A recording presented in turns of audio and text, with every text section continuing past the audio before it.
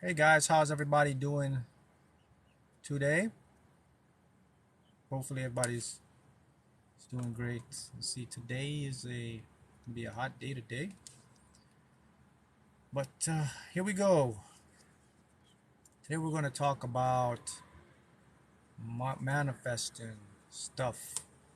Just a bunch of stuff, money, all this other stuff, you, questions and so forth. I think something big that a lot of people want to create in their life, right, is money, right? So many people want to have money in their life. And we watch so many stuff on manifesting money. And despite what we watch on manifesting money, bringing money into your life, I would say about 80 to 90% of people are still doing it wrong. They still don't understand how what I call the flow state work in the universe. The flow state is the state where you work with the universal laws, quantum physics, some people call it spiritual laws. When you work with those laws, then you can get anything easy. Just like we have natural laws in our, we have physical laws, right? You got like gravity, you got momentum laws, you can't, these laws govern and they make our lives more livable, right? So that's the thing about manifesting money is you have to know what money actually is and how the projector views money, your brain. Like, you gotta know, like, if you want to manifest money, you have to know about it to do it.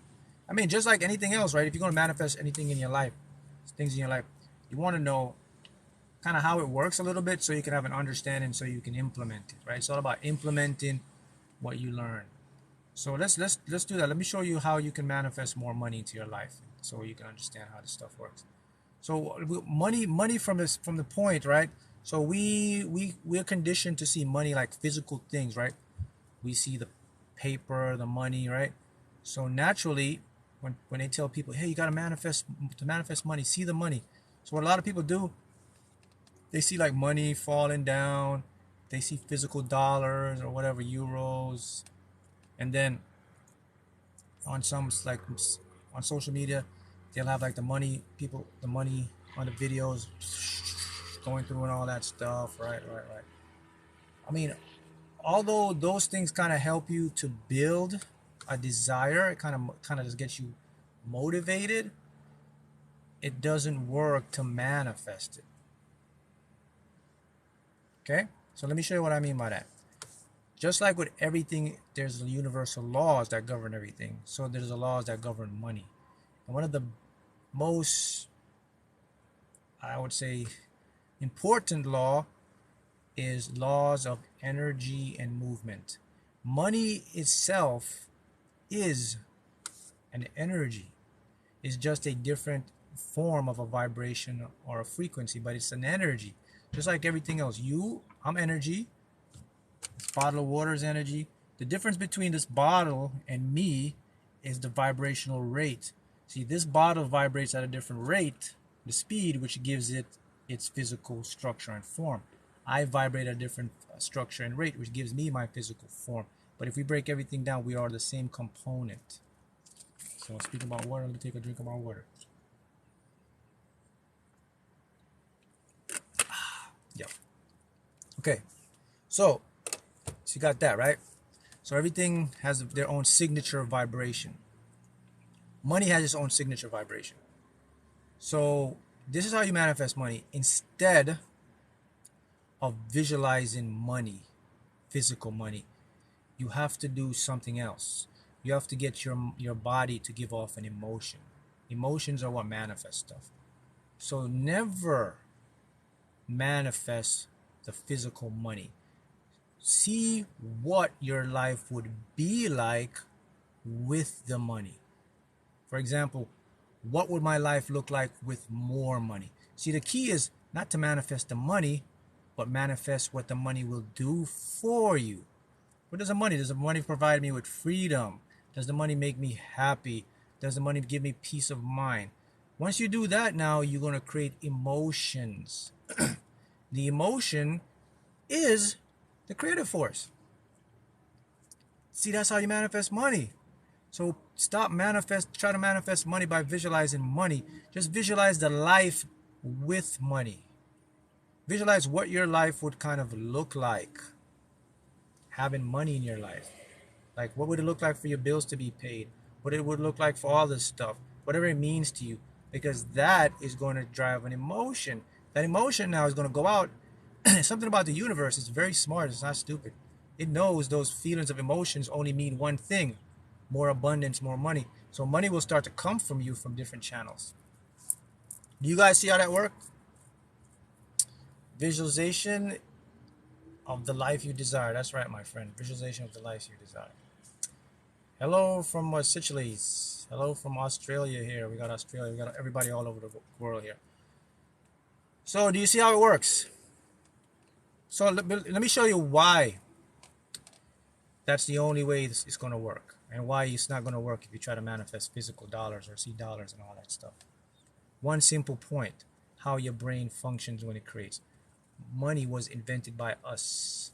Your brain doesn't care about money. Money doesn't incite your brain. Your brain likes to reserve energy, conserve. It doesn't like to put out energy. So if you see physical dollars, it's not going to do anything to your brain to manifest it, point blank. If you got the only thing the brain is interested in is survival, food, and energy to conserve itself. That's all your brain cares about. Money and everything else has to come from the subconscious part of the mind, which is the mind of the emotions. Emotions give off the vibration. So when you start to think about money, think about what the lifestyle would look like. Don't care. Don't look about think about the physical dollars and all that stuff. Just visualize the afterlife. What your life would look like after money. Good evening from South Africa. Good evening, South Africa. We got a lot of South Africa here. Got Australia here. Good. Everybody's here from all over. So, do you see how that works, right? So that's the thing you have to understand with money now. So when you're going to visualize anything, manifest it. And now look, that's money is just like one concept of this. Then you have to go into other stuff in your life that you want to create. Germany, hey Germany, hello from Germany. Now the next thing is, people tend to look for things outside of them, which is a big no-no. We tend to look for happiness from somewhere else. No, it doesn't work that way. Happiness has to come from you. And that's called a victim mentality. We've all been conditioned to be victims. Watching from South Africa. Good. Did you know that? Did you know that every single one of us have been conditioned to be a victim from the day we were born? What is a victim? A victim is someone who escapes the blame from himself and puts it on society and other people. Like, my dad did this, my mom did this. The reason why I couldn't do this because I was deprived from going to this. My mom held me back, my cousin, my aunt, the system, the government. People are hating on me all the time, man. I just can't shine because da da da da da da da da da da da. And while they don't understand that they're creating a story, man. Everybody lives in a story world. You live in a story world. In technical terms, your life is stories, because what we tell our brains what we want to see and what we expect. Even if it's not true, your brain will try its hardest to make it true. Let me repeat that. Even if it's not something factual in the world, your brain will try the very hardest to make circumstances and situations factual. For example, if you keep telling yourself like somebody's against you, they hate on you, you can't make no thing because your cousin, your brother, they're trying to, you just don't have it. Your brain is going to bring situations in your life to make sure you experience those things. So you can see that it's an internal map.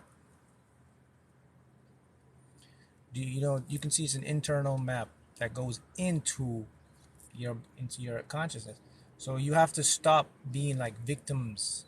Get out of the victim, because when you become a victim, man, you can't create stuff. You don't have the drive anymore. You got somebody else is controlling you. Yeah, someone says you're the actor, producer, and director of your own life. Yeah, that's 100% correct. So you remember now, we occupy what, a 3D world, right? And what you're doing is victim blaming. Yeah. So the thing with victims is, um, it makes us feel better when we become victims, because it takes all the pressure off of us. Because now we can say, it's because of that, it's because of this person, it's because of that made me not good. And then you get more, you feel like, oh, see, it's not my fault. So the thing you gotta understand is, things are going to happen to you. Yeah, things are going to happen to you. You got that right. But it's going, more important is like, how are you going to react? No, some people feel good being a victim, because what happens is, it makes them feel like there's no pressure on them. Like they can't control it. So they just feel like, I tried my best. It is da da da. So I can't, So some people actually get addicted to the victim mentality. Listen? Did you know that there's some people, like a lot of people out there, that are scared of success? Did you know there are a lot of people out there that are scared of living their dreams and living their lives? Did you know that? Think about that. There are people out there right now that intellectually they want the life they talk about, right? And they want all that stuff, but subconsciously they fear to achieve it. Did you know? Yeah. So what happens is, they have this intellectual mind of what they want, and then when they try to go get it, they sabotage themselves, because the emotional part of the mind doesn't add up to the intellectual part of the mind. You see, the intellectual part of the mind is different than the emotional part of the mind. It's two different minds, right? But they work together. That's the conscious and the subconscious mind, right? So in the subconscious mind, that's the one that's going to hold you back, because that's the one that's scared of success. I could give you an example of what I mean by that. So let's say, let's use lottery, right? So there's some people out there that intellectually they want to win the lottery, but emotionally they're scared that if they do win the lottery, people are going to come to them for money or family, and they're going to try to do all this stuff, and people are going to hunt them down. See how that works? Same thing with people. Some people might want to be famous, they want to start a big business, but intellectually want to do it, but emotionally feel like they're going to cause jealousy from people. People are going to think they're too this, too that. See that? But intellectually, they still go for it. They still go for it. But they don't understand what's happened. They don't understand that they're never going to achieve that. So while they're going for it intellectually, emotionally, they're sabotaging themselves. And they have no idea that they're doing it. The mind is trippy, man. The mind can be, like, if you think about it, the mind can be crazy when you think about stuff like that. But there are actually people that do that. Yeah, people are scared of having new experiences, as someone just said here, new opportunities. Look, this is why it's so tough to get out of your comfort zone. So do you see, you know why people stay in their comfort zone or in the same place for 10, 20, 30 years? Is because they fear the unknown. See, the unknown is the best thing that could ever happen to you. Repeat that. The unknown is the best thing that could ever happen to you.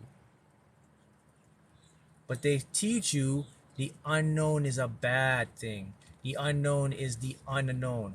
The unknown is actually the best thing that could ever happen in your life. Why? Because it's unknown. You have the ability to change it. You have the ability to make it something imaginable. See, what you think, the program in the unknown is, the first thing when you hear unknown is negative, bad. Oh my God, the unknown. Why don't people ever think the unknown is a great thing? If you start to look forward to the unknown, you'll achieve so much more than you ever achieved in like the last 4 or 5 years of your life. Because here's a secret about the unknown and how the brain works. When you are open to the unknown, so is your map of reality. You see, your brain loves to expand awareness. Neurons in your brain are always talking to each other. They want to connect. Meaning, if they want to connect, they want to create more filters. They want to expand more reality. They want to see more stuff. They want to have more stuff coming in. So when you have the unknown, you're telling your brain, show me new maps of reality. So new stuff starts to open to you that you never had that idea that, oh man, look at that opportunity. See that? That's why you should love the unknown. But I keep telling people, I said, the way society works and everything they teach you is backwards. They teach you about certainty. They say, oh, you have to be certain. You have to know what's going to happen. You have to see this. Nothing is certain. We live in a world of uncertainty. That's just how the universe works. Certainty is a false sense of hope, my friends. Nothing is certain. Your mind will want you to think that. And then when you get into that, you get into a one-track mind. That's where you have problems. You have to be able to live and expect in a world that the unknown is the best thing that could happen to you, because the unknown is going to bring out the best version of you. Yeah, someone says it. What is it? Learning new things can help you heal so much. Yeah, that's what it's all about. The unknown is your brain constantly learning and mapping and bringing things to you into your whole reality. Let me show you something. There is the way reality works, and I'm going to use my piece of napkin here that I used that last time when I did this live. Let's use a napkin to show you how reality works. So let's say, all right, so this is a napkin right here, right? So you got one side. Let's say this is a 3D side. Let me go right. This is a 3D side, okay? 3D reality. We live in here. The other side is another reality. But look, they're connected. See? I'm just on one side of the map. Now, in the 3D world, which is this side, you can walk, you can talk. In this side, something else is going on, right? But maybe you can't interact with it. All right, let me make it simple for you. Here's the best way to look at this. Let's say have you ever lived in an apartment, right? And the walls are thin that you could hear everything that's going on next door with your neighbor. So although you can't walk through the wall to go to the next house, but you can hear like they move furniture, they're playing music. You could even hear a conversation going on, right? So that would be like another dimension, but it's still in the same space, same time, right? Okay. That's how all of this works. Like everything is already there, but the way our senses work, our senses can't perceive the whole thing, but it's still there. Just like you're in that house, that apartment, and you can hear foot walking into the next door. You know intellectually that, oh, that's the next door apartment. You know that intellectually, but it feels real. Like you could sometimes you could get up and look like, is that my door opening? Because it's so close. Boom, boom. You hear music playing. But the only thing you can't do is you can't walk and go into that apartment, right? From where you're at. But you can hear everything. You can interact with the senses and all that stuff, right?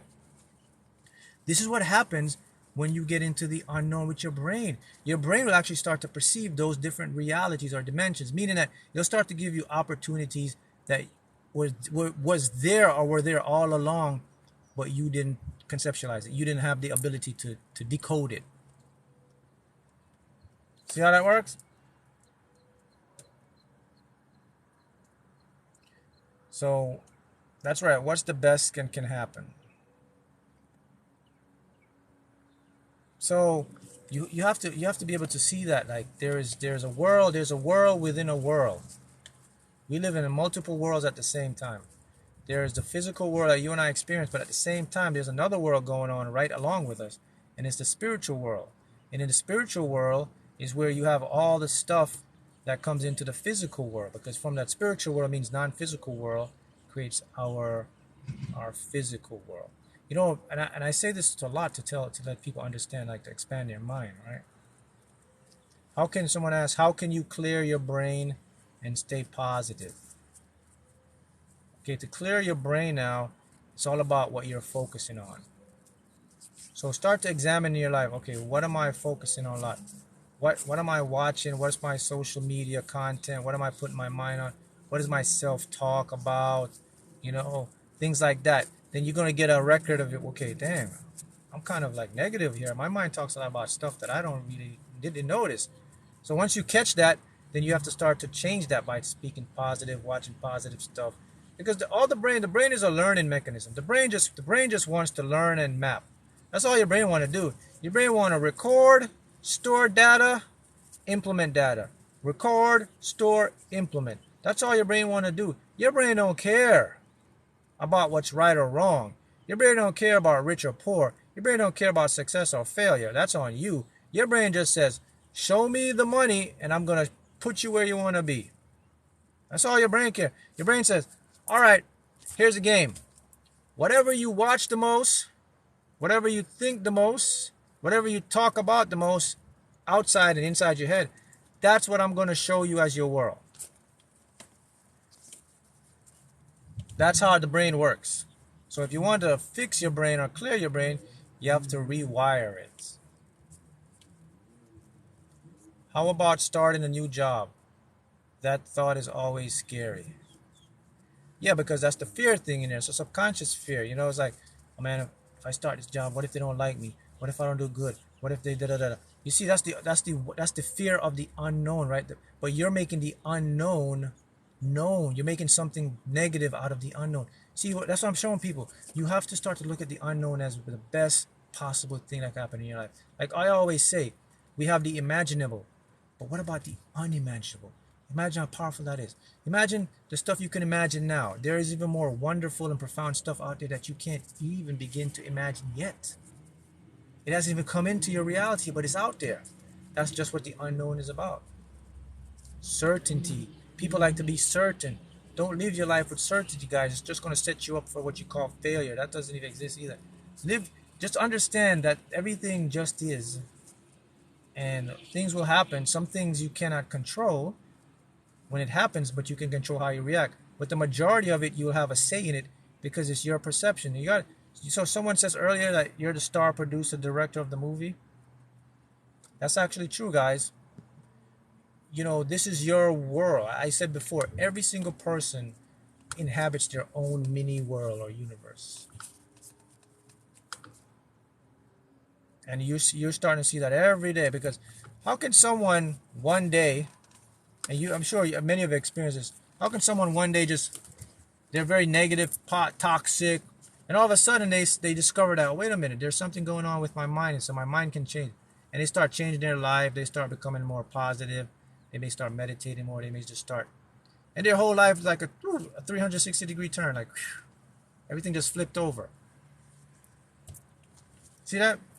That's the brain, that's the mind. So the mind is reality. How do you transition from religion to spirituality? Here's what I see. Religion is having someone else's experience, someone else's story. Spirituality is having your own experience and your own story. That's how you transition from religion to spirituality. Religion is someone else's play, someone else's story, someone else's life, and they put it onto you. Spirituality is having your own. So if you want to transition from religion to spirituality, you have to start to seek the answers from you, not from outside. That's going to transition you from religion to spirituality. See how that works? Let me repeat that because it's so important. Always remember this. Religion is living someone else's belief and story. It's all about someone else they made up. Spirituality is your unique personal story. It's truth. Once you discover your truth, that you are the truth and everything comes through you, like I'm sure you heard this is cliche all the time. Man, the answers are within you. The answers are within you. It's actually true. Everything is within you. But again, the victim role makes us go from outside of ourselves and to try to find answers outside. That's right. Always remember, mind is reality. There is no reality without mind. Someone says that makes so much sense. Two people can have a different experience or on the same roller coaster. That's correct. Yeah, that's why I say everybody is living their own mini universe. You're in your own universe, because that's what makes consciousness so baffling and so unique, is that you and I have independent experiences, yet we're still in the same area. We're still connected. Like there's stuff going on in my head that I can't ever tell specific what's going on in your head. I can't tell you exactly how you feel. People will say, "Hey man, how are you feeling, man? Good morning. How are you feeling?" You say, "I'm feeling good." They don't know what that means. "I'm feeling bad." They don't know what that means. "I'm feeling like this." "Oh man, I can relate." They can't relate, because every single person has their own unique experience or feeling. That's why I always say don't judge people, because you don't know what people are going through. Because everybody, you see people walking around, they're happy. There's stuff going on in their lives, man. They have struggles, they have pain. They may be smiling on the inside, they're hurting. How can I win the lottery today? Number one, believe you can win it, visualize it, and buy tickets.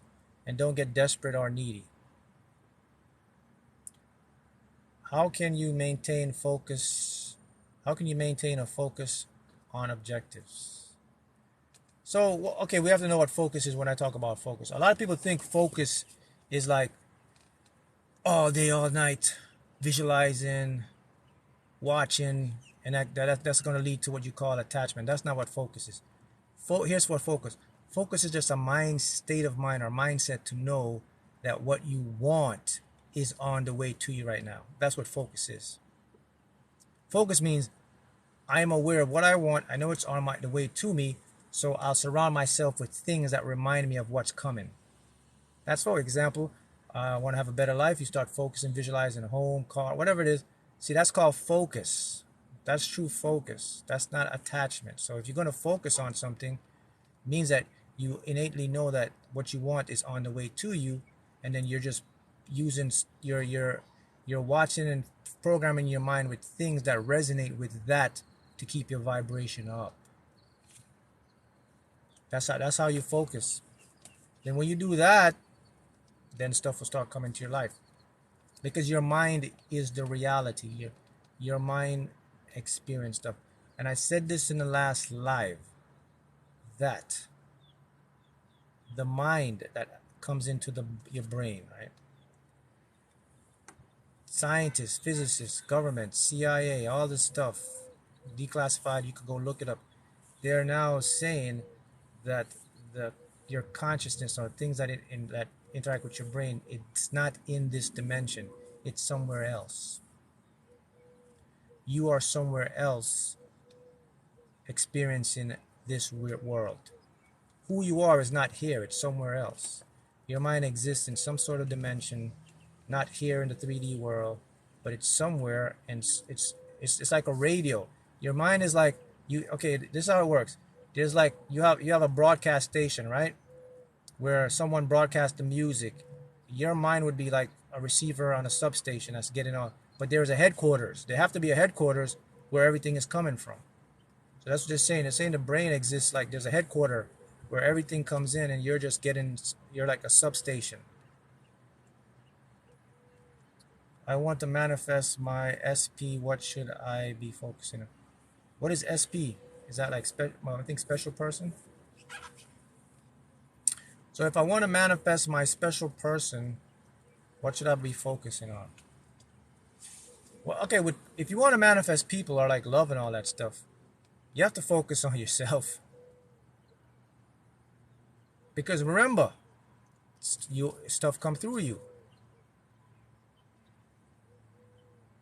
So focus on yourself basically means, if you want to manifest a specific person, you have to focus on what that person, or how that person would treat you. How would you be treated when you're around that person? What type of emotions would you give off? How would you feel? All those stuff then you can start manifesting people. Because now what happens is the universe will start to bring you a person that matches the vibration of what you want.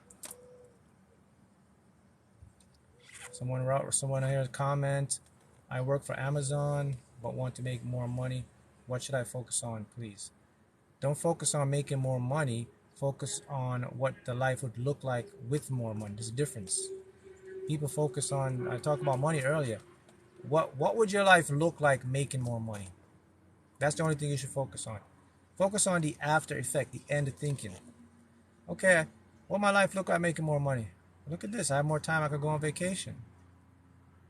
All my bills are paid up. See, stuff like that. I'm looking at my bills. It says paid, paid, paid. I'm not worried about bills. Freedom. Money equals freedom. That's what you should focus on. Thank you. I've been learning from you for years. But what do you mean by the kingdom of heaven is within? Someone says it's all the gods, all the devils, all the heavens are within you. It means that every single thing that you're perceiving is coming from inside you. You make it up. It means the world, everything is literally in you, being projected out through your beliefs and through your unconscious mind. Now, the thing about that is there's things that can affect your belief and there's things that can kind of mix it up or construe it for you, such as religion can give you a different view of reality. The government can give you a different view of reality. Social media can give you a different view of reality. School can give you a different view of reality. Your parents, teachers can give you a different view of reality. And when they give you these different views of reality, you start to adapt to these view of reality and they become your reality as well.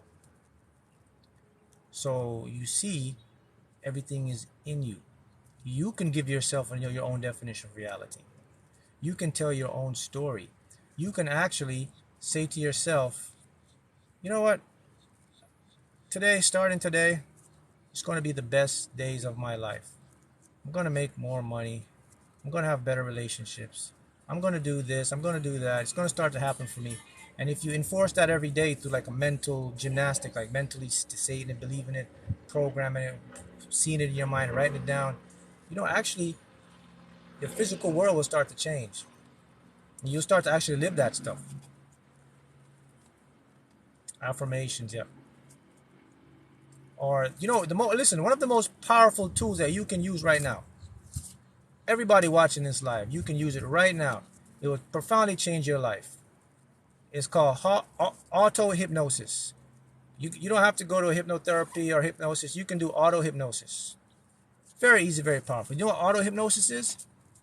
It's going to sleep and using earphones with subliminal messages while you're sleeping. That's called auto-hypnosis. It's like you set it and forget it. If you go to bed every night, you pick some subliminals in a theta state that are masked and use earphones and you sleep with them for at least 90 days every night, you will change the map of your subconscious mind. It gives you a new blueprint.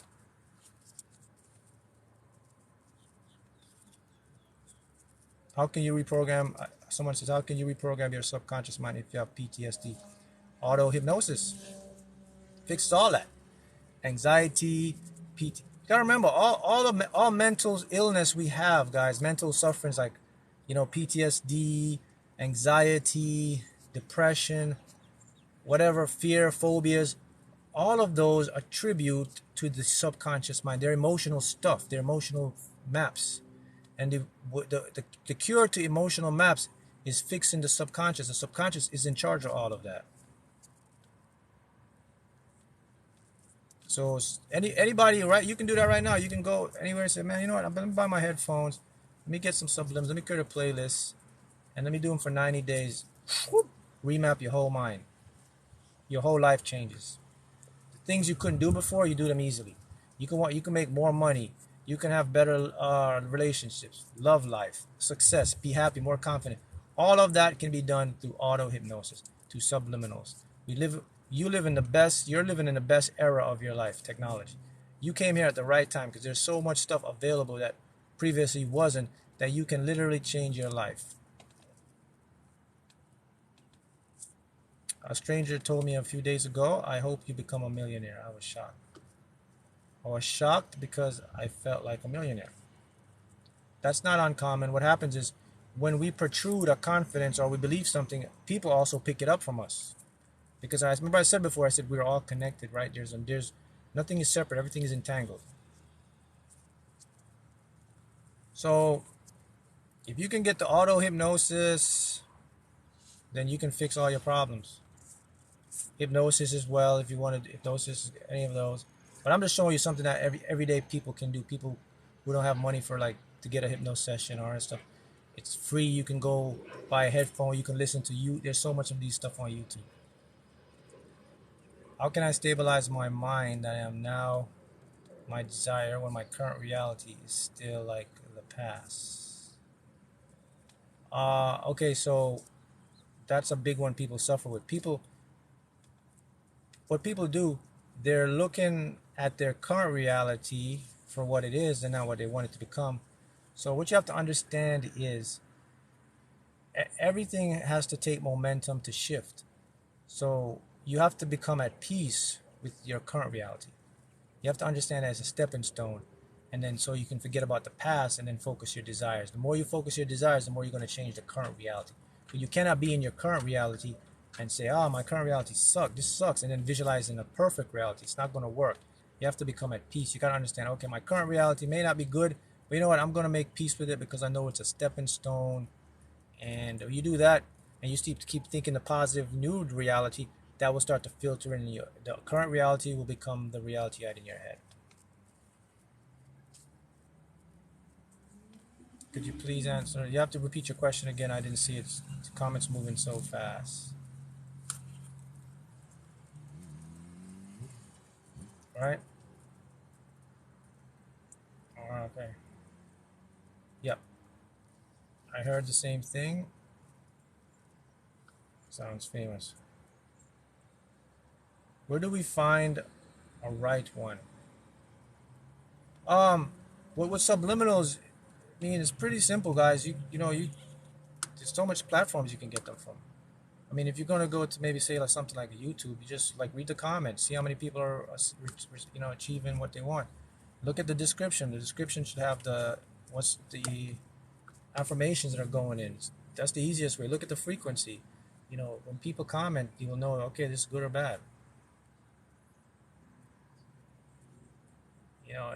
Everything comes through our unconscious mind. We are programs. Synchronization or synchronicities are just the signs the universe gives us when we're starting to make on the right track.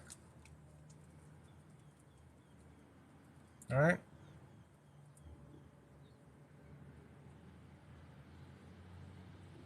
Always remember that.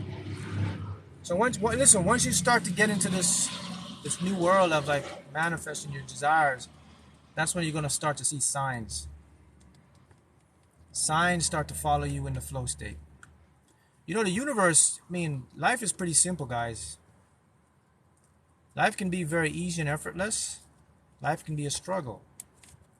All up to you. That's how simple it is. Actually, the universe is it works. Everything in the universe is actually effortless and easy. Everything's already streamlined in the universe. We invent struggle. 90% of the problems we invent amongst ourselves. We're going against the problem we have is we go against the trust of the universe. We can't trust the creative process, because the reason why we can't trust the creative process is because we can't see it.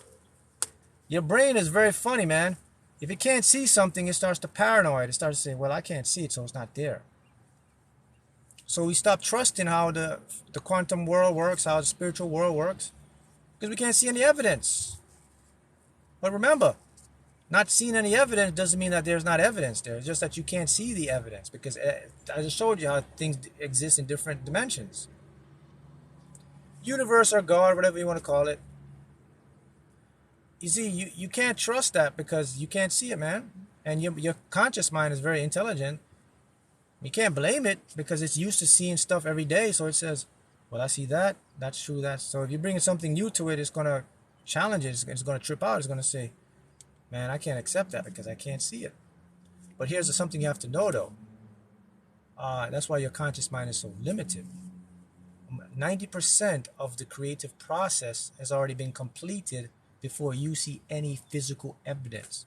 99% of manifestation is already complete before you see any physical evidence. See, your mind didn't know that. 99% is complete in the other dimension. Everything comes from a invisible to a visible source, and it all starts through the world of quantum mechanics. You have the real physical world. Where did that come from? That came from a quantum world. The quantum world creates the physical world. The quantum is invisible, guys. So what does it say about your physical world? It must say your physical world have to be an illusion, because the quantum world is the real world.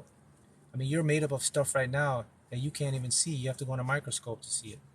They're practically invisible. They're called particles. They're called electrons. They're called the atom.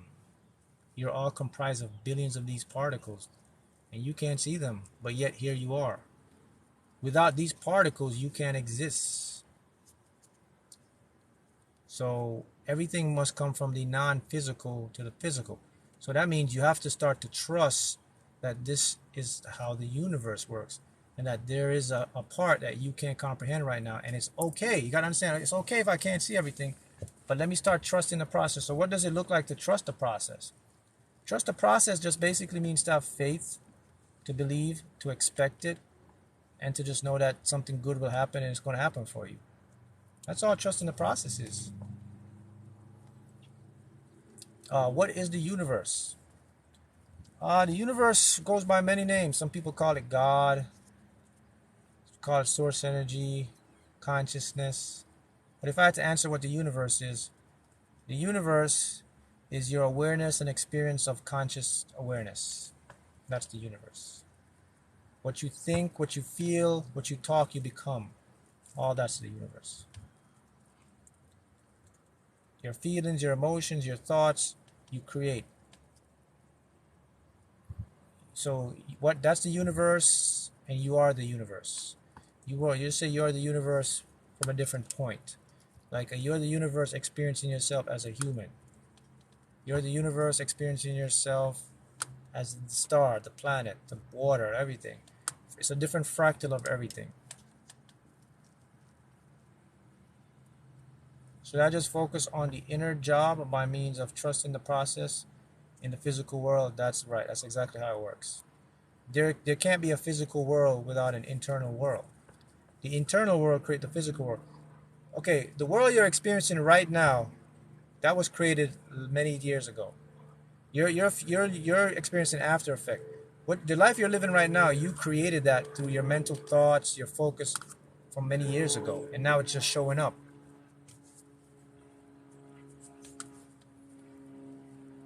Subconsciously. Think about that. Whatever your life is right now, you already made this lots of years ago by your mental gymnastics. Mental gymnastics basically means what you talk to yourself, what you believe, what you fear, those are what creates where you're at right now is a product of your mind.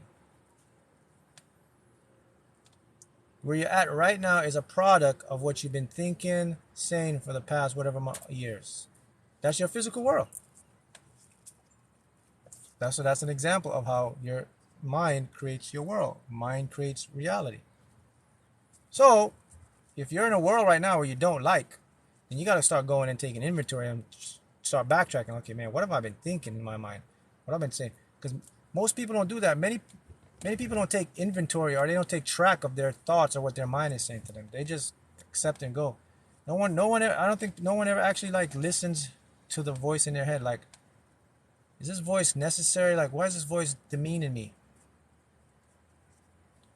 I don't think many people do that, because that's what creates your physical world.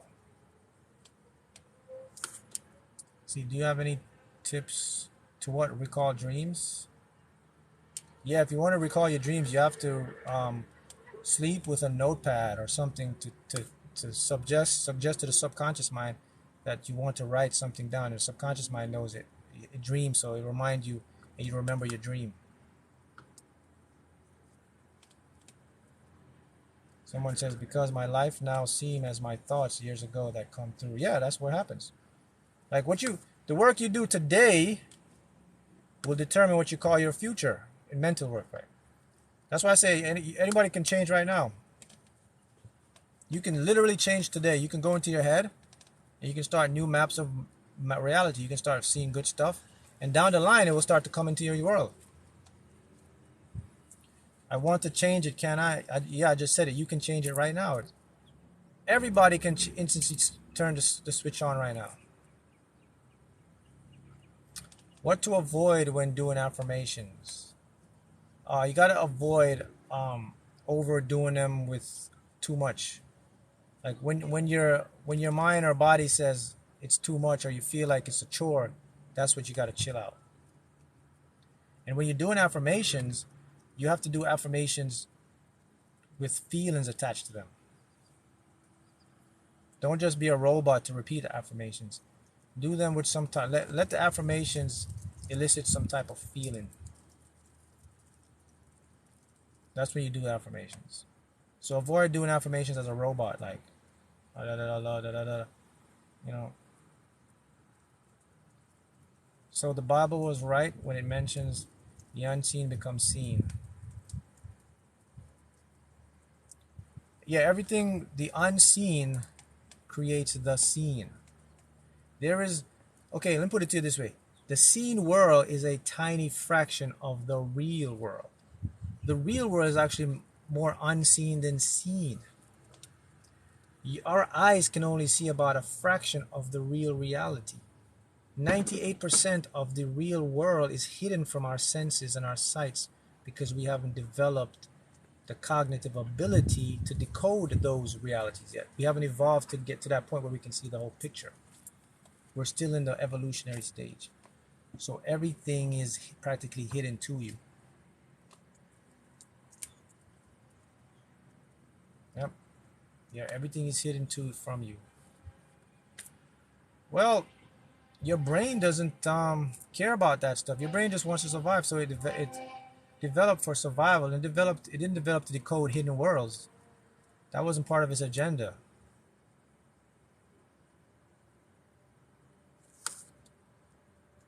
Right? Your brain didn't develop to look into interdimensions. If your brain developed to conserve energy, survive, that's it.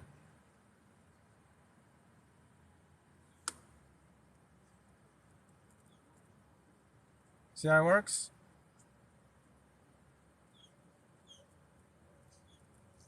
Same thing happened before I got my CLA 250. What's that? Yep. How can I manifest money? By focusing on what the money means for you. Look at the after effects of the money. Could money mean freedom? Could it mean security? That's what you have to focus on. Yeah, a lot of people don't get this stuff because they haven't been exposed. They don't understand like how reality works. How many times we can say affirmation before letting it go?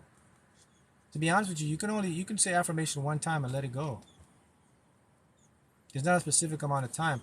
The affirmation just have to have a feeling. Just, the affirmation, if the affirmation makes you feel some type of way, which is a positive, then the affirmation is going to work. But however, to get the feeling, you have to do the affirmation a lot because maybe you haven't believed it yet. Affirmations will start to create beliefs. So if you're someone that's beginning and you don't truly believe something, that's where affirmations, you have to repeat them until they become a belief. They become a belief when you finally say it, you feel something. When you feel something, the affirmation has been accepted. So the issue is many individuals, their affirmations have already been accepted, but they still do it. And then the body will fight back and say, hey, I've already done this. I don't feel like doing this again.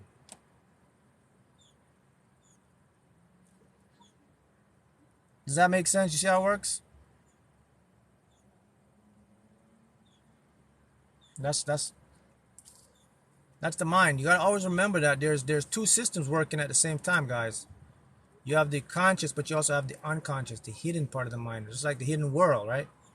So just because you can't think or be aware of that world, it's still happening, and it's more powerful than your regular mind. And that's why it's so difficult for people to change, because they have no awareness that that world is there. Someone's Bible says, so we fix our eyes on not what is seen, but what is unseen. Yep. The unseen, again, is the real world. The reason why you can't see the unseen is because your brain developed a different model. Your brain didn't come here to see the dimensions and see the unseen. Your brain came here because you want to survive and conserve energy. So all your senses and everything about you will be focused on the physical world, which is what you're seeing now. Your senses won't be focused on the true world, which is the 98% hidden world. Your brain hasn't caught up to that yet. It may be still working on that right now. It may be millions of years before you can even start to accept that, because you're still evolving. But right now, in this moment we're at, the brain is stuck on the bare necessities. See how that works?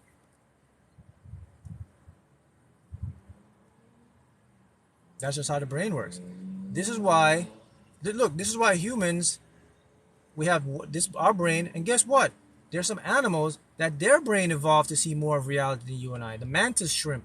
There's a shrimp that its brain evolved to see more of the hidden reality that you and I do.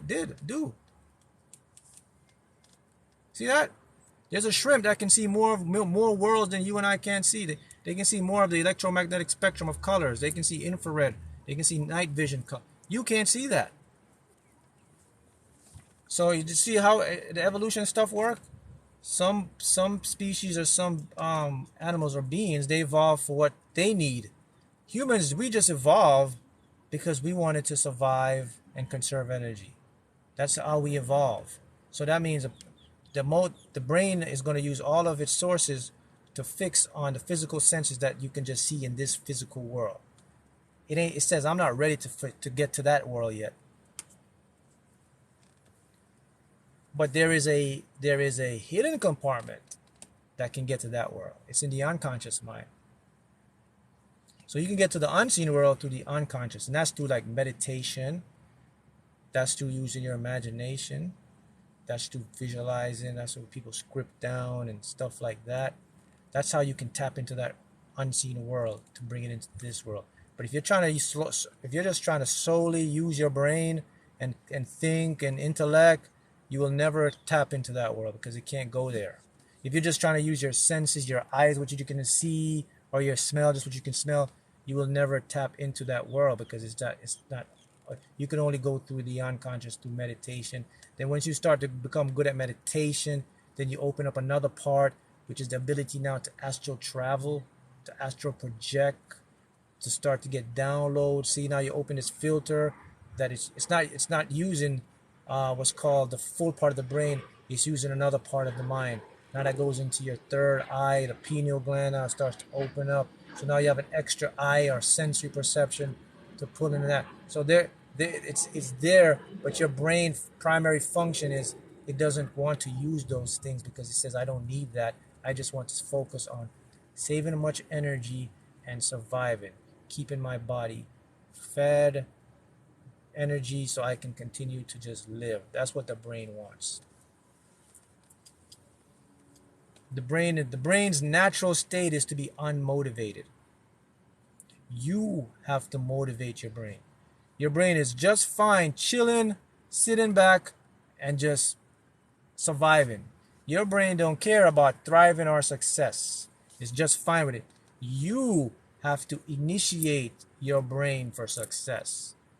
See, your brain wants to pull back. You have to want to push forward. That's just how the evolution of the brain works. How do you make your mind stronger than your emotions? By not becoming attached to anything. That's how you make your mind stronger than your emotions. Emotions are about attachment to something. Something we take personal, something we hold. If you become neutral to everything, voila, you're the master of your emotions. You're not attached to anything. If you're not attached, nothing has meaning to hold you or to push you. You're just someone that sees everything as is, and you're neutral. So that's how you make your mind stronger than your emotion. By developing the art of non-attachment. So as you can see, now you can understand how the brain works. Now you can learn to manifest better now. Emotions, yes, emotions lead you to experience. Emotions will create actions. Actions turn into habits. Habits turn into experiences. To repeat that. Emotions will usually turn to some sort of action you do. The action you do, you'll do it more and more, so it'll become a habit. The subconscious records that as a habit, and that now becomes your experience, because your habits are going to always override and make you do what you don't want to do or do what you do. That's called experiences, right? When you do stuff. Will you repost this on YouTube? Yeah, I will. The last one is on YouTube right now. So you guys are learning about your brain and how your mind works. That they didn't teach you. See, I'm telling you, see, most of the stuff, they don't teach you, right? Some of you never even heard this before. Some of you may be like surprised, like, oh, wow, man, how come I don't know this stuff? Why did they teach me this stuff? Like, why didn't I know it worked this way? Why they, like, it seems like they're hiding it from me, man. Why I gotta do this? Why da-da-da? School didn't teach me this, da-da-da. They're not gonna teach you this stuff. Why would they want to teach you this stuff? I'm asking you, see, that's a good question. So I'm asking you, why wouldn't they teach you this stuff? So let's see how smart you are. Why wouldn't your school and everyone teach you this stuff? How smart are you? Someone answer me that question. Why don't they teach you how your mind really works, what you can do, why you're so this, to control us?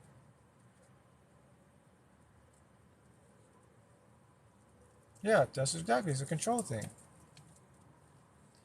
You know, school don't teach you to be like an entrepreneur or to be successful or to be open-minded. School teach you to be workers. Repeat that.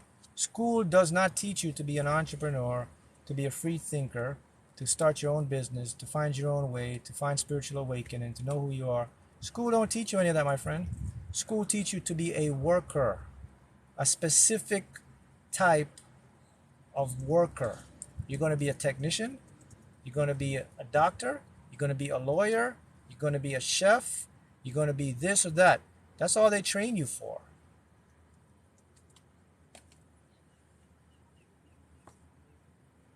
Who controls us?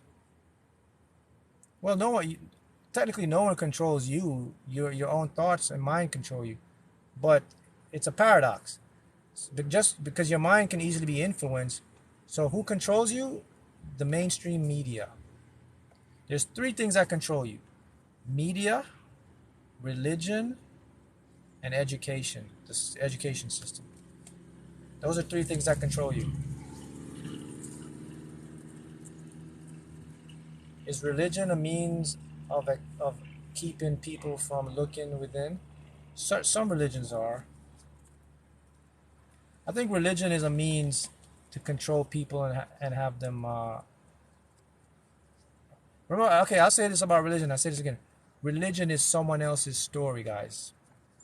That's all I got to say about religion. Religion is not you. You're living someone else's story. You're believing someone else's play.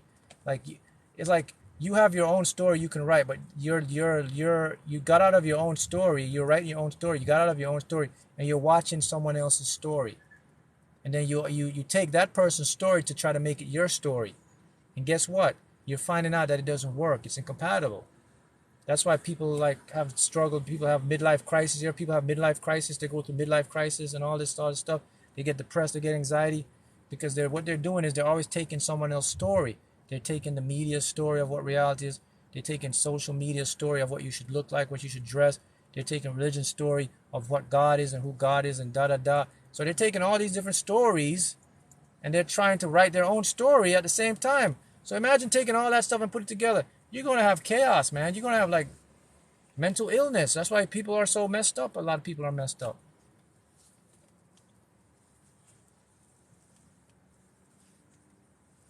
Hmm? Now look, there's nothing wrong with school. If you want to go to school and you want to be a specific trade or that's fine. You can do that. But I'm just keeping it real. I'm just telling you what school actually is. School is designed for a worker, to make you a worker.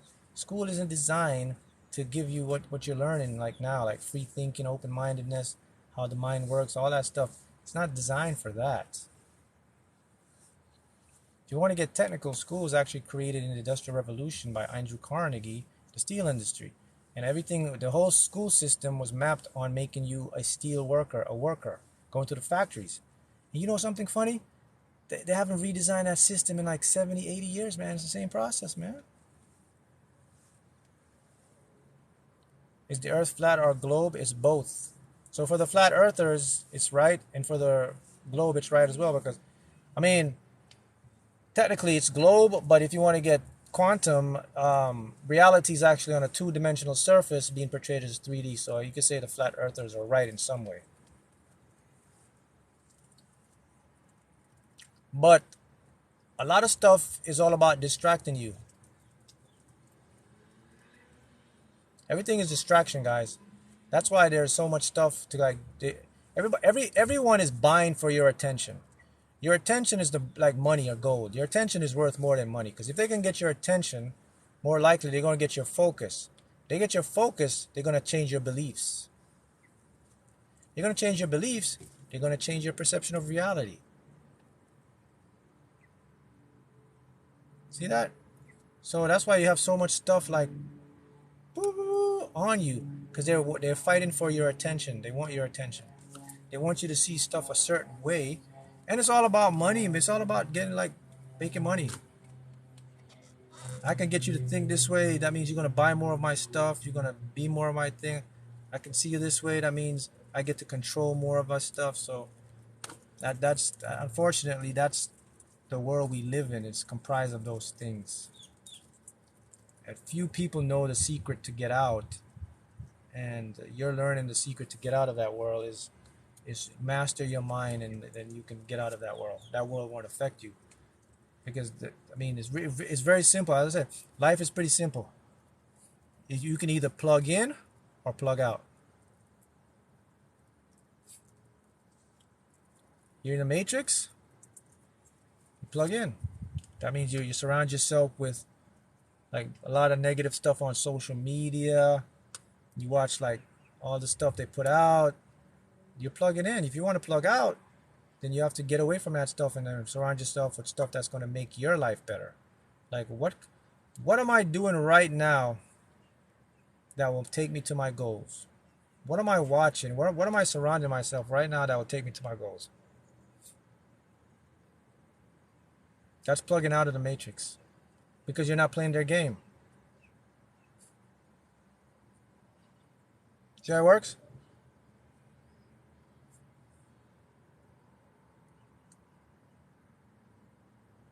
To make money, plug in or plug out.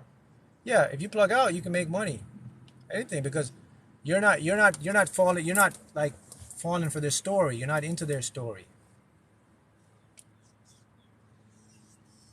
You're now creating your own story. That's what it's about. Everybody's creating their own story. But as I said before, we're very influential. So that's why someone else's story can corrupt your story. Because your subconscious mind cannot think. It can't block stuff. It can't say, no, that doesn't match my story. Your subconscious mind is like this very gullible, friendly person. He believes everything that everybody says. And he wants to do it. That's your subconscious mind. So that's why your stories can be very easily influenced. See what I mean by that? That's why it's important for you to protect your energy. You got to protect where you put your mind, what you watch, what you consume. You know, not the food, the physical food, the mental stuff, man, because that is what's going to drive your brain to either make you successful or make you not successful. See what I mean? So it's really a mental war for your attention. They want your focus. So don't give them your focus unless you want negative stuff. If you want good stuff, focus on other stuff of your life.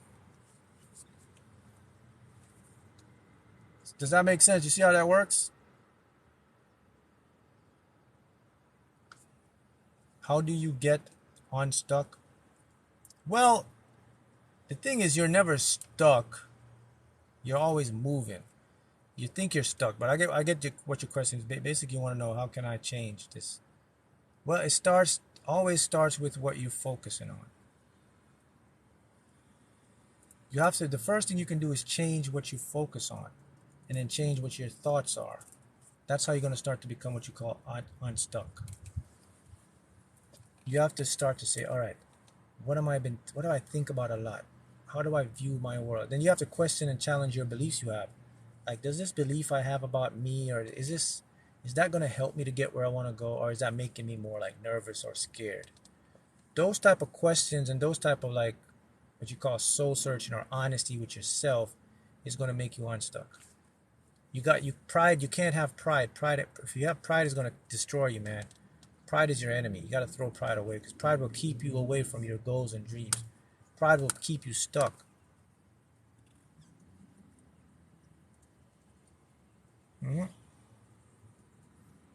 So to become unstuck is to do those things.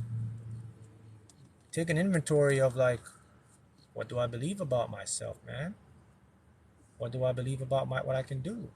What do I believe about what people say? Can you explain limiting beliefs? Limiting beliefs are held in the subconscious. They are basically a belief that you didn't choose, that someone chose for you, and it stayed with you today. And it's stopping you from achieving your goals because your intellect mind wants something else, but the limiting belief doesn't. A classic example of a limiting belief is, parents say this to them: money is hard to make. You have to work for money. You have to fail to succeed. Nothing comes easy.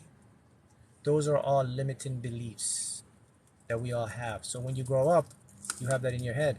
So now you go work hard, you strive, and then you prove your belief to be true, because you say, this is true because look, I had to work hard, I had to strive, nothing came easy, but I got it. But what you failed to realize was that was a belief. Now let's twist it around. What if you were a kid and you had your parents were successful, money was easy to make, everything came easy to you? That became your belief. So for you, when you were growing up, most of your friends were struggling because their parents had the old belief, but you were just always acing everything because your parents had different beliefs. See, it's all about the beliefs. Those are what you call limiting beliefs. A belief that stops you based on what other people put into you. You can only remove limiting beliefs by targeting the subconscious and changing the matter. All right.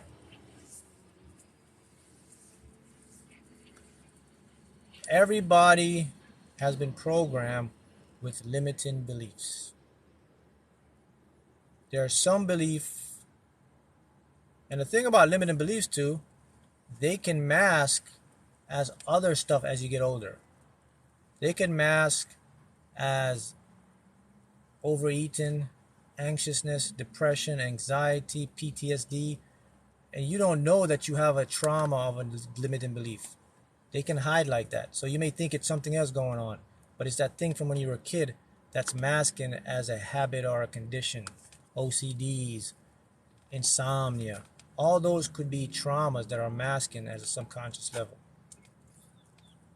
You go to the doctor and the doctor give you pills, doesn't fix anything because it's not a physical, like it's an emotional thing. Most people don't know that. That's why it's always important. I tell people, you got to soul search, man. You got to get into yourself and become honest and analyze yourself and say, okay, man, what am I struggling with? What can I admit to is wrong with me so I can change it? Most people don't want to admit stuff that's wrong with them.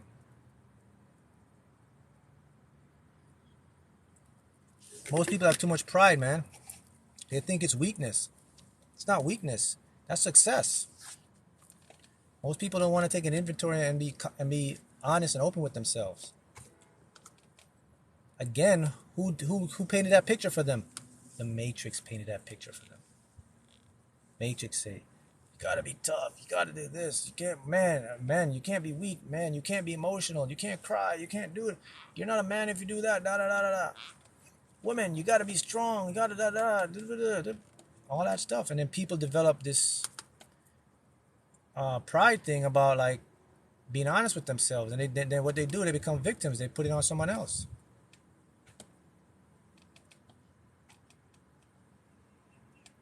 See, that's the world. That's the world we inhabit, man. That's the world. That's how it's crazy. You know, the mind is a marvelous machine, but yet it is so simple and can be so detrimental. It's one of the most brilliant and it's one of the most destructive machines all at the same time. That's why I always encourage people, you have to learn how your mind works. You have to really learn your mind before you do anything else. You have to learn what makes you tick, what drives your emotions, what makes you do things, why you do things. You got to learn that stuff because that's going to be the freedom for you. When someone makes you mad and you try to figure out why, is that trauma healing? Well, trauma healing is not figuring out why they made you mad. Trauma healing is understanding that someone is triggering you. And then you got to say, okay, so if this person's triggering me, all right, so I understand that. So let's revisit the situation and then change that situation to something empowering. Oh yeah, I guess you could say it was why, yeah.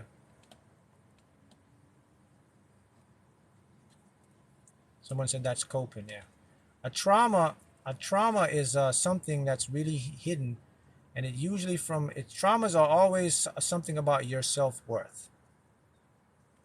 90% of traumas will be something about you're not worthy or good enough. And they'll mask into other things, like people will overeat because of trauma. They're telling them they're not good enough. People will undereat because the trauma says they're not good enough. So the mind says, I have to punish you. We have to punish ourselves. People will make a lot of money and they'll spend it and go broke real quick. That's the trauma saying you don't deserve all of this stuff. So traumas will always go back to one thing, a self-perception or a confidence view of yourself that someone put into you. Maybe your parents. When you're a kid, man, if your parents are abusive, your dad hit your mom, or your dad talked down to your mom, or your dad and your mom were like struggling, all that became your belief, man. And when you grow up, you're going to do the same thing to your kids. If you don't fix it, you're going to copy the same routine. You see your mom or your family in an abusive relationship, you're going to grow up and look for an abusive guy or girl. You're going to marry an abusive woman. You're going to do the same thing. And it's going to continue. The cycle is going to continue until you break it.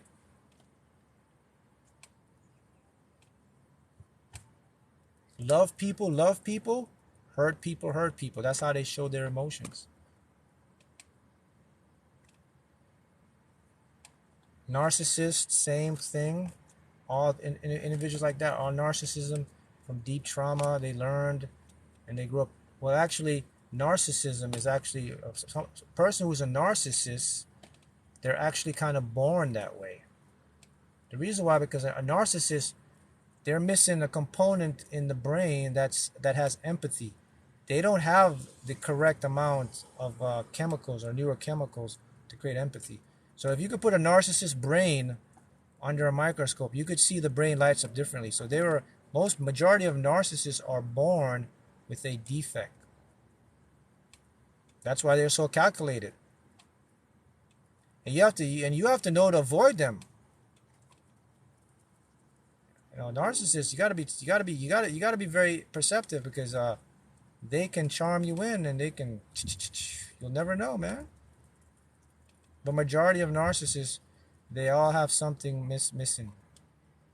The ability to have empathy. Narcissists only care about themselves and they'll put the victim on you. The biggest sign that you're with a narcissist is they want to keep getting validation. That's a big red flag. Anybody you're with, if they're constantly looking to be validated, start to watch out. Like they have to be on the picture, they have to be the center of everything.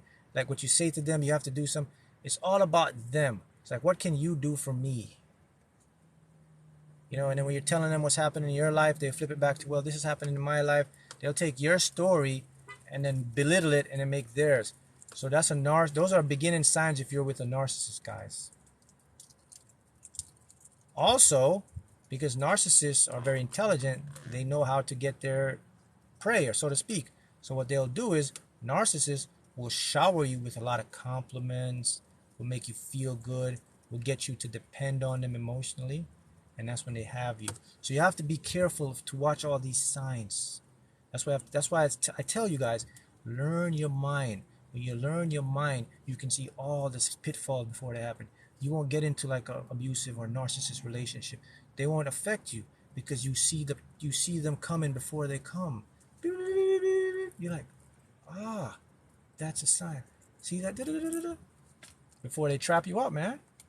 And the thing about narcissists, it's a hard emotional thing, because a lot of people, when they get caught up in it, they have to go to therapy to get over it, because you're with someone for so long that you thought they were this and they turned out to be that. That's very traumatic. You know what I mean?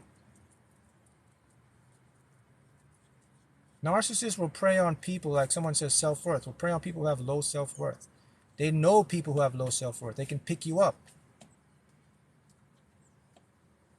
They're cold, calculated. They have, the thing you understand about a narcissist, they have no emotional wiring for loving, only for themselves. It's not there. The part of their brain's missing that part.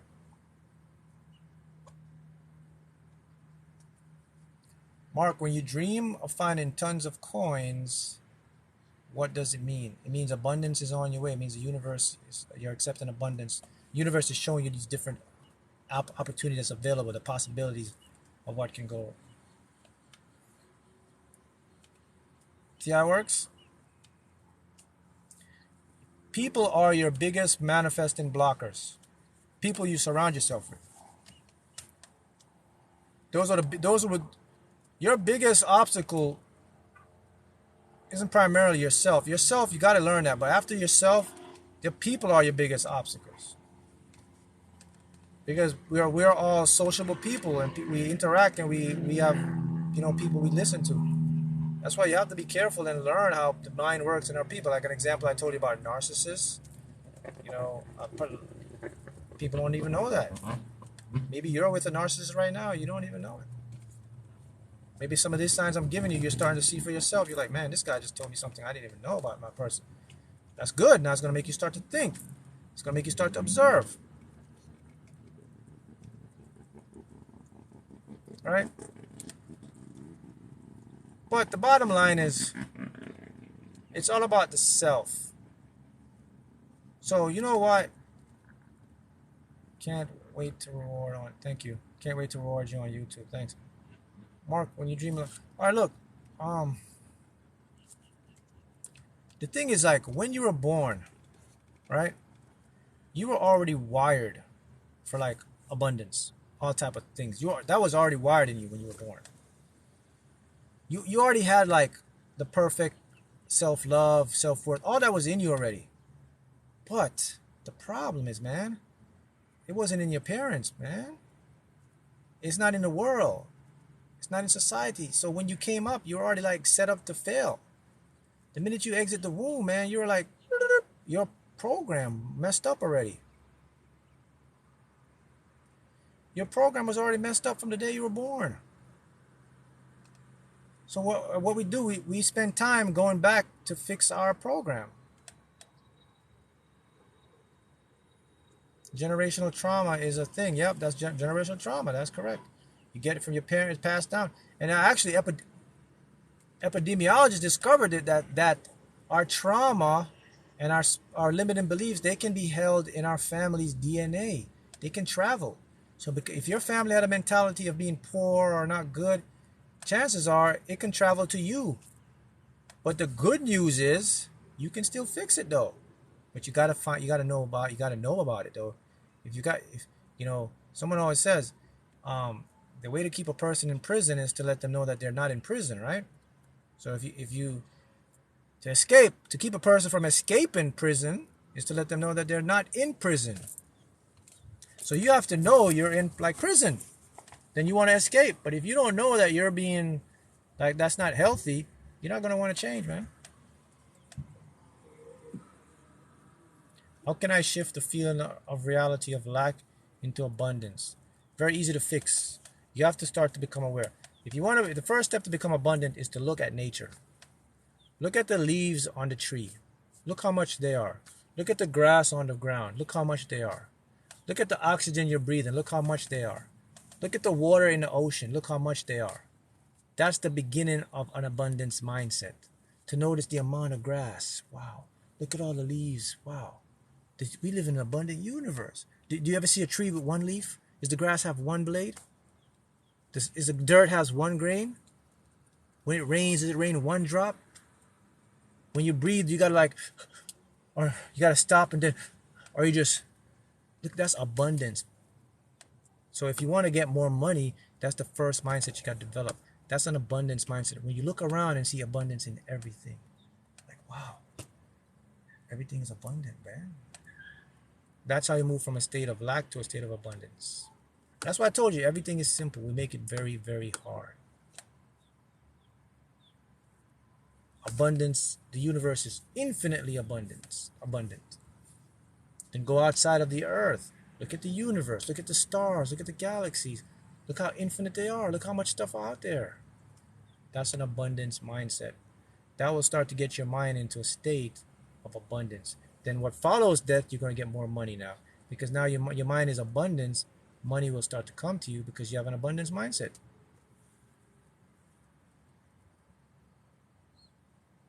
What's the next step from there? The next step from there is to continue to do that and then start to focus on what you want, and then that will build a belief, and then you'll start to get more. Next step is just repetition of that.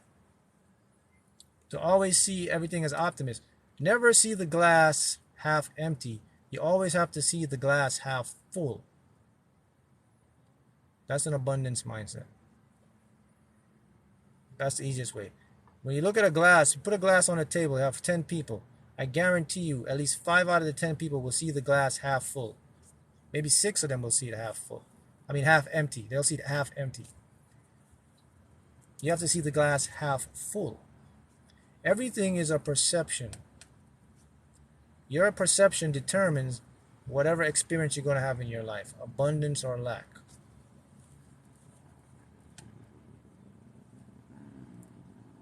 I feel like being directed to join by angels. That's what I do. I mean, that's how I started my abundance mindset. I just started to look at how the universe works. I look at me, I'm made up of trillions of cells and particles. Trillions. I have trillions of stuff and cells in me. That's abundance. You can't even count that. Your cells multiply every single day. You lose thousands and millions of cells and dead cells, and your cells constantly replenish themselves. Right now, as I'm speaking to you, your cells are disintegrating and multiplying. New cells are forming. Every single day, every 7 months, you're totally a new person. The atoms in your body are different from the atoms 7 months ago. You're constantly regenerating yourself over and over. That's abundance right there. You're a walking abundance. Literally, everybody's walking abundance, if you understand. Millions, trillions, cells divide. New cells die, old cells die. Every 6 months, you're practically a new person. Bones, hair, cells, every single thing is replenishing. It's a constant cycle. Build, repair, build, repair, build, repair, over and over and over. And you get all of this is happening, and you have no clue, you have no idea. But yet, every day. And then you go outside, the air, man, so much air to breathe. Look at the leaves on a tree. That's what I do. That's an abundance mindset. I do that every day. I always look for the abundance in everything. I never look for what's wrong with things. I always look for what's the best or the good thing about everything. I do that with everything. People, I always project the good first before they show me the bad. When they show me the bad, and it is what it is. But I project everything as an optimist mindset because I know the importance of my brain's power to change reality. So I know that if I can see everything as an abundance, my brain will open up new maps of reality of abundance for me.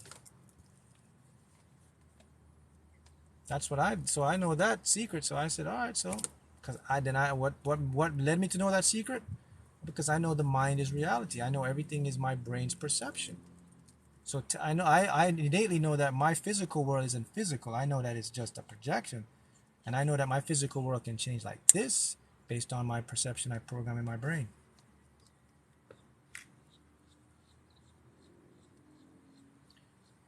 When you're in this state of mind, but your partner isn't? That's a good question. What do you do? I would suggest you don't do anything and just stay in your state of mind.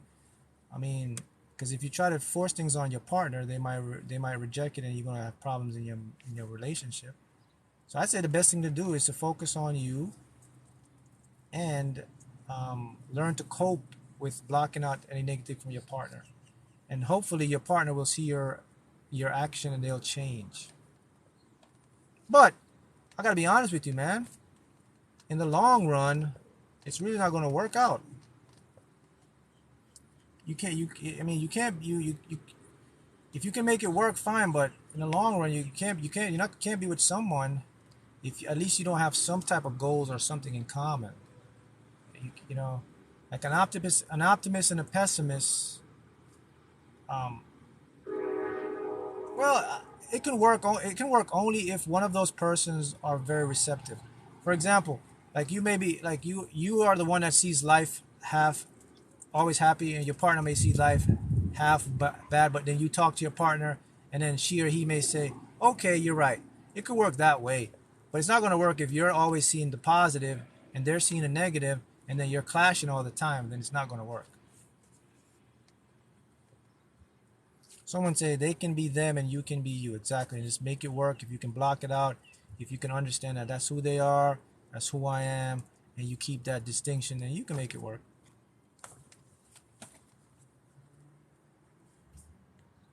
But when it comes to relationships and people, you always want to find someone that has like at least some of what you want mindset wise. You gotta have mental compatibility, man. With like relationships, it's all about mental compatibility. The physical is there, but what about the mental stuff, man? Is this someone I can be optimistic with? Is someone that can kind of see the way the world I see the world, something like that? Is this someone that believes some of what I believe? That's what you gotta look for. They're out there.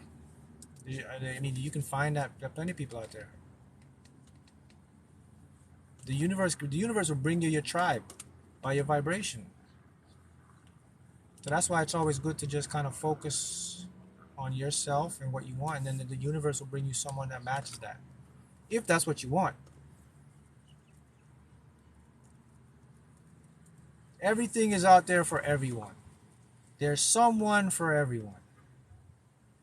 Always remember that. You just have to be on the match and be ready for that stuff.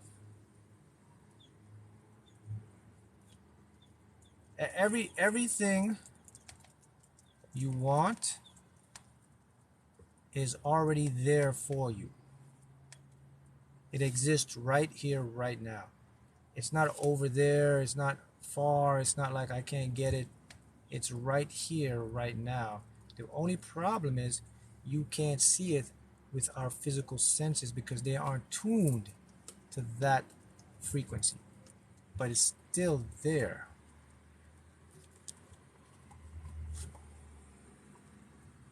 So what you do, just adjust the frequency. How do you adjust your frequency? Focus, listening to yourself, start meditating. Then you'll develop your intuition will become more heightened. Heightened intuition would lead to making better decisions, trusting the creative process, understanding that the invisible is the creator of all this stuff. So don't always look for what you can see. Start to believe it first, then you will see it. Those type of stuff you do will start to shift your vibration, and you'll start to like really change your world, you know? Yeah, sometimes someone says sometimes it's hard to think positive. Okay, when I talk about positive, don't, yeah, it's impossible. You can't think positive all the time. My point is this: you have to have a ratio of more positive than negative. That's all I'm saying. So yeah, there's days when you're going to think negative. It's fine. You're a human being. It's natural. You can't. My point is, at the end of the time, you have to look and say, okay, was I more positive or I'm more negative? If at the end of the day you were more positive, you're doing fine. That's it. It's not like specific. Like, man, I gotta be, man. Damn, today I had 3 minutes. I was so positive. I had 3 negative thoughts. Oh my goodness, I'm gonna mess up my whole day. No. Positive is simple. I mean, you're allowed to have a lot of negative thoughts. You can do that. One positive thought can wipe out like a whole day of a negative thought. Positive energy is more higher than negative energy, so it's fine. The point is, you got to look at the overall thing, the big picture. Is, am I more positive than negative? That's it. You're going to have negative days and you're fine. You don't beat yourself up. You got to be like, okay, today was very negative. I understand that. I'll just chill. Whenever it comes back, I'll be positive. You don't have to like force to be positive. Your body don't work that way. You just got to go with it. It's like, man, I've been negative for like 3 days. That's fine. Man, I've been negative for 5 days. That's fine too. Oh man, 7 days. I'm starting to feel positive. There you go. You're fine. You're still in good. You're still good. Man, I want to find ways to be more positive. There you go. What can I do? Maybe I could do more meditation. Okay. Maybe I start watching more positive stuff. I start thinking more about myself. I start visualizing. Why don't I start doing affirmations about myself? Those are stuff that'll make you more positive. Doing the mirror work will make you positive. Look in your mirror every day. Talk good stuff about yourself in your mirror. What does sleep affirmations do to the mind? That's called autohypnosis. They change the subconscious mind, to whatever is suggested. The mind adapts whatever the program is in the affirmations. The mind actually becomes the thing that's been programmed to it. That now you become that thing. That's what they do. That's what sleep affirmations do to the mind. They change the mind to do exactly what the affirmations state. They become whatever the affirmation is. They become it emotionally. They become it on a belief level. They become it as a habit, an action level. Yes, someone says being aware of your thoughts is going on. Yes, if anyone wants to change this stuff or change, the first step you have to start to do is become aware of your thoughts. That's it. Start to listen and observe, like, what have I been thinking lately? No one ever thinks about their thoughts. We have thoughts, but has anyone ever stopped and think about their thinking? Do you ever stop and think about your thinking? No. You just think.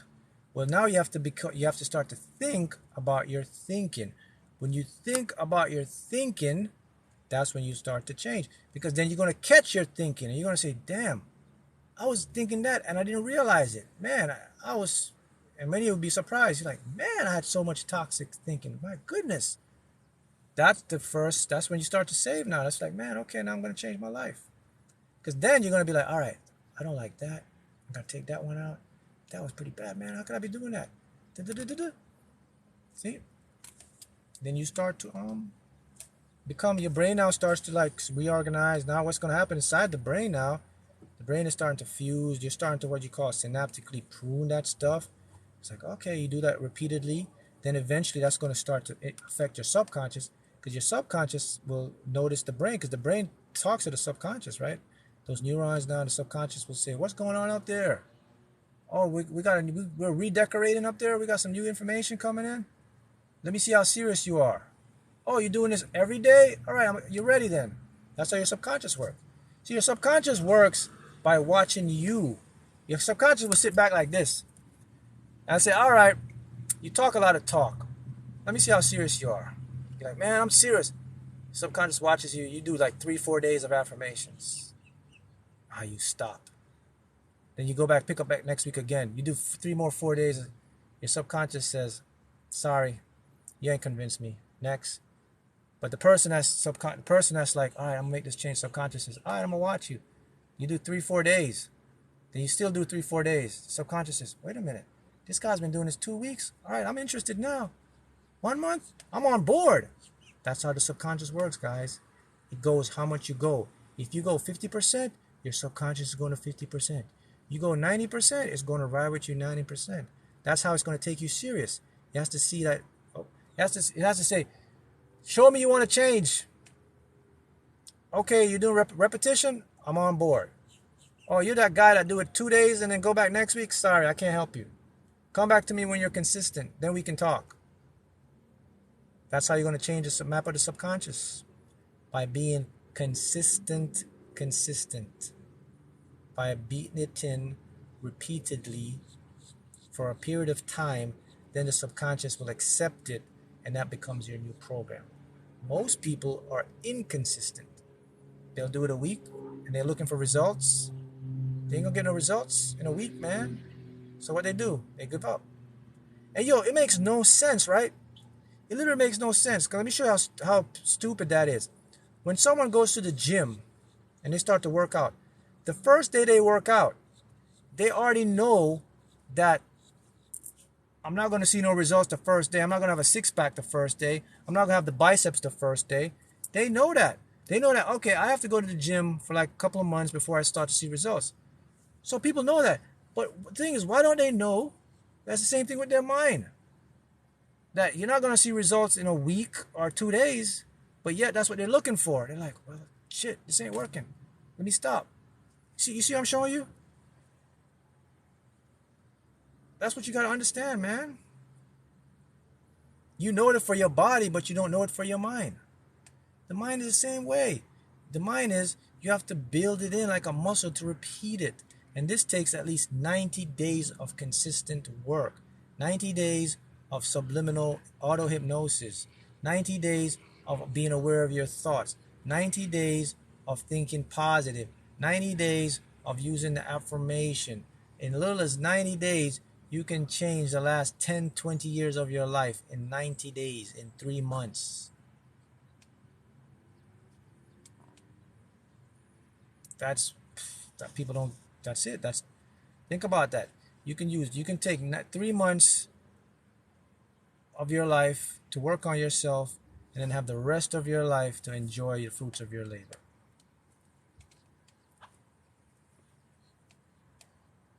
Takes. But again, you got to want it though. You can't, this is something that no one can force you to do. You're going to have to get to the point where you're fed up. When you can't have enough, when you're tired, that's when people change. When they can't take it anymore. But it shouldn't get to that point though. You should want to change your life for you, man. You should want to change because you know what? That's the best thing for me to do. I mean, everybody have that. Everybody has that desire to become their best version of themselves. Everybody has it. But what happens, it's hidden by so much trauma, so much negative belief, so much ego persona, so much program from the matrix that it wants to come out, but there's so much baggage that people can't get it out. When I try to flip a negative thought, it gets stronger. That's an example, see? Because the negative thought is so used to that, it's going to fight to stay in. So what happens is, when you try to flip a negative thought, it gets stronger. How to cope with that negative thoughts? You got to repeat it over again. You got to keep repeating the positive thought. Eventually, the negative thought will subside. But your example is what a lot of people do. when they try to change a negative thought, right, the thought gets stronger. They say, man, screw this ain't working, because I'm giving a positive thought, but the negative thought is getting stronger, and they give up. But all they had to do was to repeat, because that's how your brain works. Your brain has to map something to change it. Just like the gym, people start lifting the weights, man, and their arms start hurting. They say, man, screw this, I'm not gaining no muscle. It doesn't work that way. You know that the muscle, if your arms hurt, oh man, I'm getting muscle. Same thing with your thoughts. Your thoughts doesn't want to change. Your brain does not like to change. It's going to fight you, point blank. The subconscious don't want to let go of these limiting beliefs. It doesn't know any better. So naturally, it's going to fight you. It's going to fight you by making the thoughts stronger. It's going to fight you by giving you nightmares. It's going to fight you by making you feel unmotivated. It's going to fight you by making you procrastinate. That's all part of its tactic. You have to just keep pushing that to move it. That's how it's going to work. So if anybody's been struggling, now you have the formula.